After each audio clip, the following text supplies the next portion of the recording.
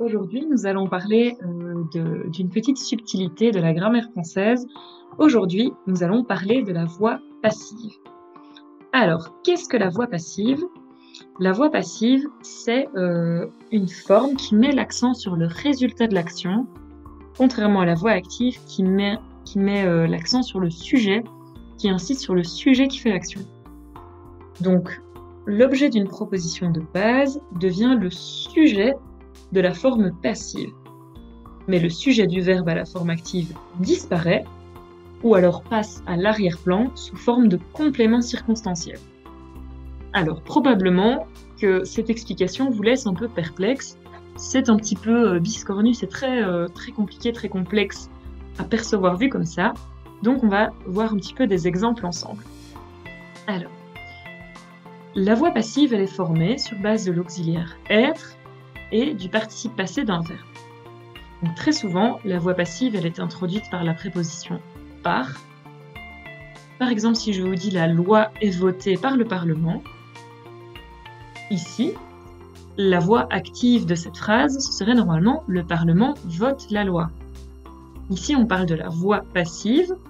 Donc, comme j'ai dit, tout s'inverse un petit peu. Ce qui était le sujet devient le complément circonstanciel. La loi est votée par le Parlement. Le bouquin est lu par ma sœur. Ma maman est coiffée par la coiffeuse du salon. Le poulet que j'ai acheté est cuisiné par mon oncle. Donc il y a un peu une forme d'inversion.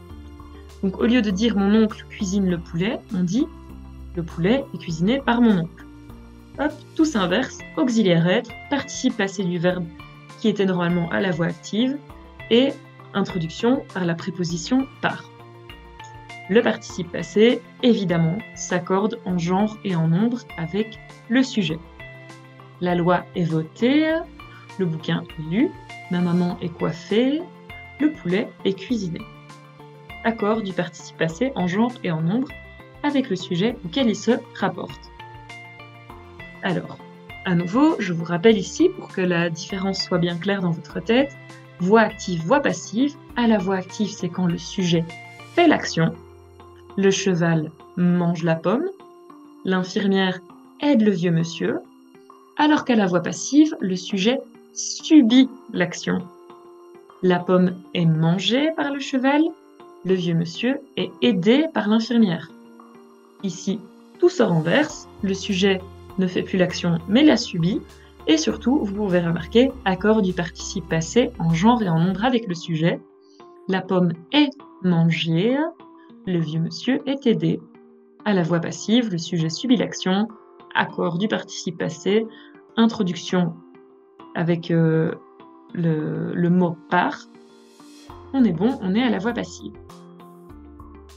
Alors, évidemment, seuls les verbes avec un objet direct, donc les verbes qu'on dit transitifs, peuvent se conjuguer à la voix passive. Pourquoi est-ce que vous allez me dire?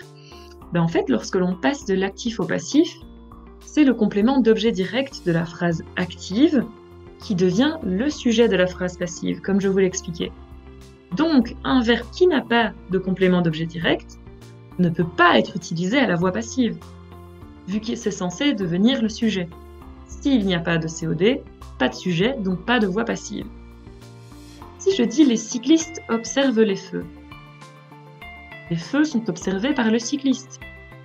Jusque-là, on a un verbe transitif, on a un objet direct. Le cycliste observe quoi? Les feux. Ce sont donc les feux qui deviennent sujet dans la phrase passive. Les feux sont observés par le cycliste. C'est OK. En revanche, si on a des verbes intransitifs, donc des verbes qui n'ont pas d'objet direct, par exemple nager, on ne nage pas quoi? On nage, tout court. Si je dis il nage, il n'y a évidemment pas de forme passive de il nage. Vous êtes d'accord? Il ne peut pas il est nagé par quelqu'un ou quoi que ce soit, non. Il nage n'a pas de voix passive. Je suis tombé, c'est la même chose.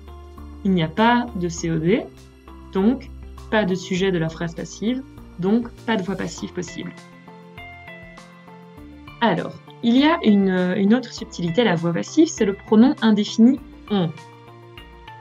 Si je dis « on va constater les dégâts de votre accident », le on ici, et donc le pronom indéfini on, eh bien la voix passive, ça sera « les dégâts de votre accident seront constatés ». Seront constatés, c'est tout, il n'y a pas de par qui, par quoi. On va constater les dégâts de votre accident devient « les dégâts de votre accident seront constatés ». Donc, quand le sujet de la phrase active est le pronom impersonnel « on », pronom indéfini « on », il n'y a pas de complément d'agent. Donc, on se retrouve avec cette forme de voix passive. Donc, retenez bien ça. La voix passive, il y a des points d'attention, notamment donc, le pronom indéfini « on », mais également le point juste avant qu'on a mentionné, avec les verbes intransitifs. Faites attention, gardez bien ça en rouge, souligné, lorsque vous utilisez la voix passive. Également très important lorsque l'on utilise la voix passive, lorsque l'on passe d'une voix active à une voix passive, il faut être sûr que le temps utilisé reste le même pour que l'idée reste la même. Donc évidemment, bien qu'on passe d'une voix active à une voix passive, l'idée globale de la phrase, elle reste la même. Le sens est le même, mais il faut donc être sûr que le temps utilisé corresponde. Si à la voix active, je dis « Solène décrochera le téléphone », à la voix passive, on va donc dire « Le téléphone sera décroché par Solène ». « Sera » est conjugué au même temps, donc le futur simple, que dans la voix active, suivi du participe passé. Le téléphone sera décroché par Solène. Le temps doit rester le même. Le chat avait mangé toutes les croquettes.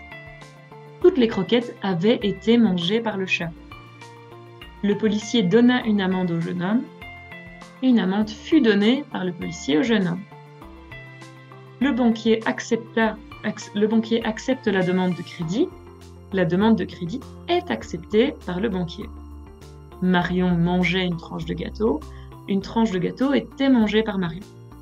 Dans tous ces exemples, il y a une correspondance des temps, c'est très important pour que vous restiez cohérent en passant à la voix passive depuis la voix active.